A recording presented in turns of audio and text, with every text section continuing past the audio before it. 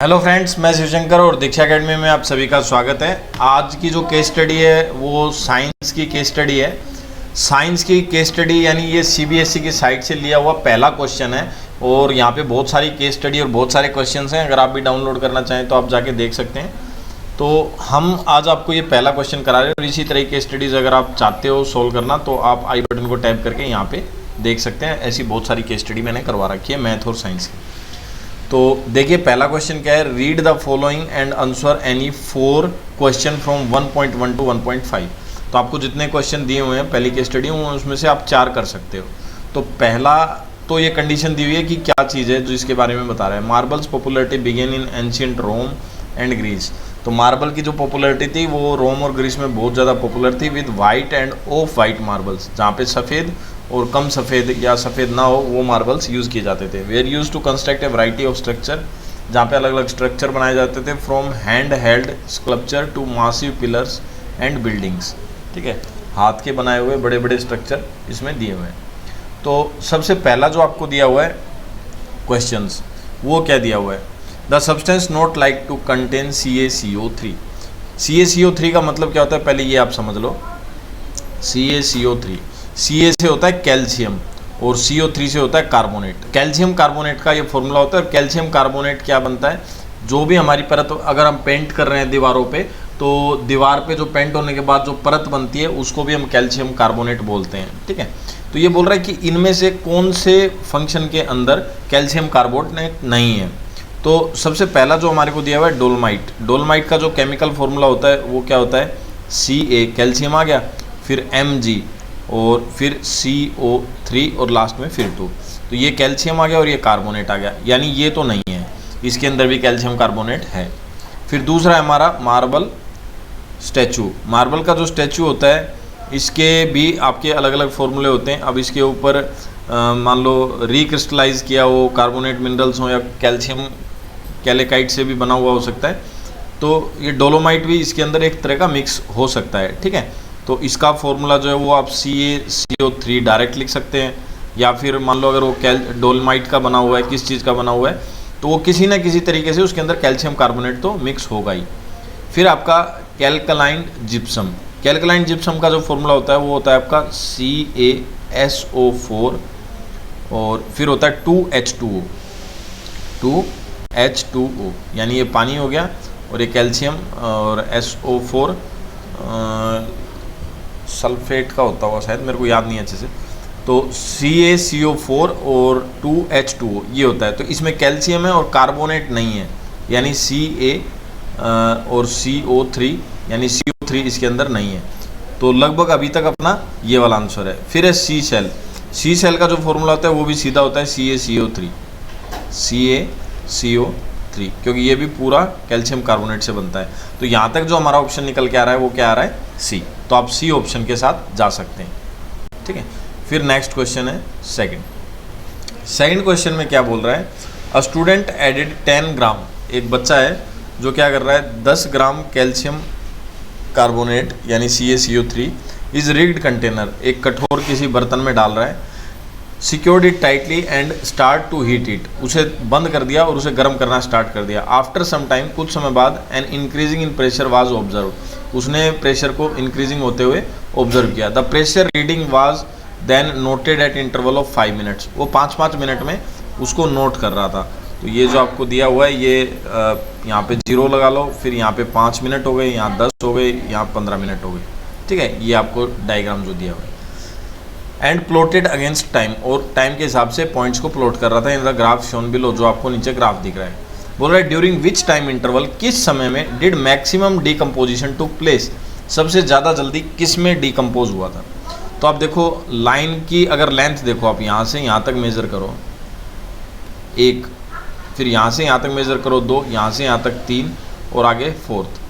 ठीक है, तो सबसे ज़्यादा लंबी लेंथ है वो 0 से 5 मिनट के अंदर बन रही है, यानी जो सबसे ज़्यादा डीकम्पोजिशन है, यानी सबसे ज़्यादा जो घुला है वो किसके अंदर घुला है, इस टाइम पीरियड के अंदर घुला है जो 0 से 5 मिनट है। ठीक है, 0 से 5 मिनट, यानी मैक्सिमम इंक्रीज इन प्रेशर, जो सबसे ज़्यादा प्रेशर इंक्रीज हुआ है किसकी वजह से, CO2 की वजह से, यानी कार्बन डाइऑक्साइड की वजह से वो यहाँ पे हुआ है। तो यहीं पे हमारा ऑप्शन होगा, जो हमारा ऑप्शन है वो क्या होगा, डी होगा, यानी 0 से 5 मिनट, क्योंकि सबसे ज़्यादा डिकम्पोजिशन यहीं पे हुआ है।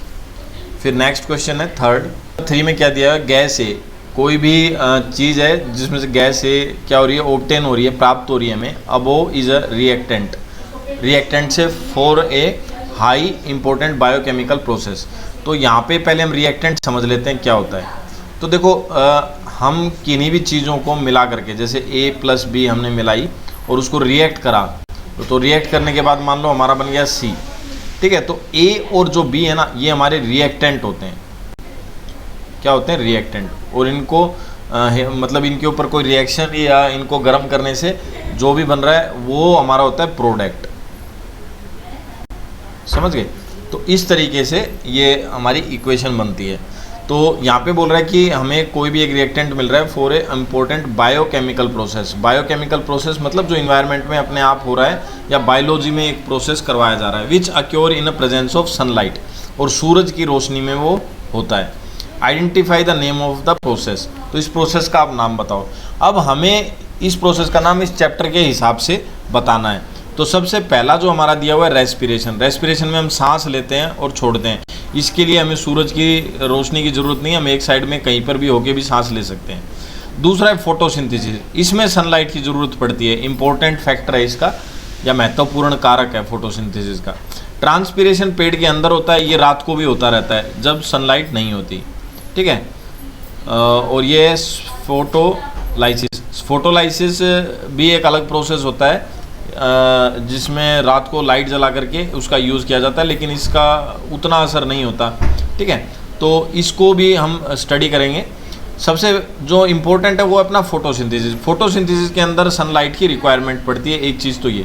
और फोटोसिंथेसिस जब होता है तब एक गैस भी ऑब्टेंट होती है हमें, ठीक है, जो क्या होती है हमारी CO2 को रिएक्ट कर रहे हैं, मतलब रिएक्टेंट में CO2 का यूज़ करती है, वो एक गैस को यूज़ करती है और सनलाइट की भी ज़रूरत होती है। तो सनलाइट और CO2 जब मिलते हैं तो हमारे को ऑक्सीजन देते हैं, ठीक है। तो एक रिएक्शन भी होता है। तो स्टेटमेंट के हिसाब से फोटोसिंथेसिस का जो प्रोसेस है वो सबसे ज़्यादा एक्यूरेट सेट होता है। फिर हम नेक्स्ट क्वेश्चन में जाते हैं। नेक्स्ट क्वेश्चन में ये आपको एक मूर्ति दिखा रखी है, मार्बल स्टैचू, मार्बल का एक स्टैचू दिखा रखा है, ये 1908 में और ये 1969 में। तो लगभग 61 साल के बाद का दिखा रखा है आपको कि ये फ़ोटो कैसी हो गई, कितनी चेंज हो गई, आप देख सकते हैं। कोरोडेड, कोरोडेड मतलब होता है जंग लगना या ख़राब हो जाना। और stand when they repeatedly come into contact with polluted rain water, polluted rain water के संपर्क में आने की वजह से ऐसा हो रहा है, यानी बारिश का जो पानी है वो ख़राब पानी है, पोल्यूशन की वजह से वो ख़राब हो गया, तो ये इस तरीके से बन गया।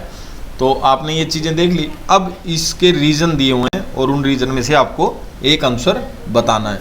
तो सबसे पहला है वो बोल रहा है decomposition of calcium carbonate to calcium oxide. जो डीकम्पोजिशन हो रहा है कैल्शियम कार्बोनेट का वो कैल्शियम ऑक्साइड में हो रहा है। तो डीकम्पोजिशन कैल्शियम कार्बोनेट का कैल्शियम ऑक्साइड में हो रहा है, लेकिन ये नॉर्मल बात है, ये इसके लिए पानी के पोल्यूशन की ज़रूरत नहीं है, ये नॉर्मल होता रहता है और इतने समय में इतनी जल्दी ये नहीं होता, ठीक है। इसके ऊपर बारिश हो रही है तो ये ज़्यादा जल्दी ख़राब हो रहा है। तो सेकंड रीज़न है पोल्यूटेड वाटर, हाँ वाटर पोल्यूटेड है, ये बात ठीक है। इज बेसिक इन नेचर, लेकिन नेचर में बेसिक पानी जो होगा वो ख़राब नहीं करता। It reacts with the calcium carbonate, वो कैल्शियम कार्बोनेट के साथ रिएक्ट नहीं करता, कैल्शियम कार्बोनेट के साथ एसिड रिएक्ट करता है, ठीक है। तो बेसिक जो है नेचर में वो चीज़ कैल्शियम के साथ रिएक्ट नहीं करती। फिर तीसरा पॉइंट पोल्यूटेड वाटर, हाँ ये बात सही है, पानी खराब था। Is acidic in nature, nature में क्या है वो एसिडिक है। Hence it react with the calcium carbonate, तो कैल्शियम कार्बोनेट के साथ रिएक्ट करेगा। तो मैं ऑप्शन सी के साथ जाऊंगा, यानी इसका आंसर सी होना चाहिए। फिर डी में क्या बोल रहा है calcium carbonate dissolve in water, calcium carbonate पानी के अंदर घुल जाती है to give a calcium hydroxide, वो कैल्शियम हाइड्रोक्साइड बनाती है। ये ऐसी कोई स्टेटमेंट नहीं होती और ना ही ऐसा रिएक्शन होता है, ठीक है। तो हमारा ऑप्शन होगा यहाँ पे सी। फिर नेक्स्ट क्वेश्चन है फिफ्थ।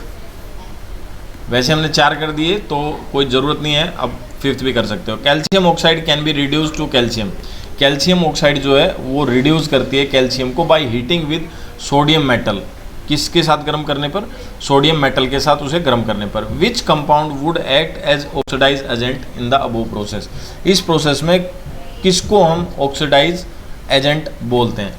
तो मैं सबसे पहले आपको उसकी स्टेटमेंट लिखता हूँ, इक्वेशन लिखता हूँ, CaO और Ca+O2। अब यहाँ पे आप देखोगे जो Ca है वो अलग हो गया। तो calcium oxide can be reduce, calcium oxide reduce हो जाता है बाय हीटिंग, गर्म करने पर, bye heating with sodium metal, किसी सोडियम मेटल के साथ गर्म करने पर। विच कंपाउंड वुड एक्ट, कौन सा कंपाउंड एक्ट करता है as oxidising agent, oxidising agent की तरह। तो यहाँ पे हमारा क्या कर रहा है, कैल्शियम ऑक्साइड, ठीक है ना, क्योंकि ये कैल्शियम ऑक्साइड है, रिएक्ट कर रहा है, तो कैल्शियम अलग हो जा रही है और ऑक्साइड अलग हो जा रहा है। तो यहाँ पे सोडियम भी नहीं है, सोडियम ऑक्साइड भी नहीं है और कैल्शियम भी नहीं है। ये कौन सा होगा हमारा, कैल्शियम ऑक्साइड, ये हो गया हमारा कैल्शियम ऑक्साइड। तो आप यहाँ पे अपने आंसर्स मैच कर सकते हैं। और भी बहुत सारी केस स्टडी नीचे दी हुई हैं जिन्हें हम आगे सॉल्व कराएंगे। आज ये पहली केस स्टडी है, तो आशा करता हूँ आपको अच्छी लगी होगी। अगर केस स्टडी पसंद आई तो दोस्तों के साथ शेयर करें, सब्सक्राइब करें हमारा YouTube channel Diksha academy. Thank you friends, मिलते हैं नेक्स्ट वीडियो में।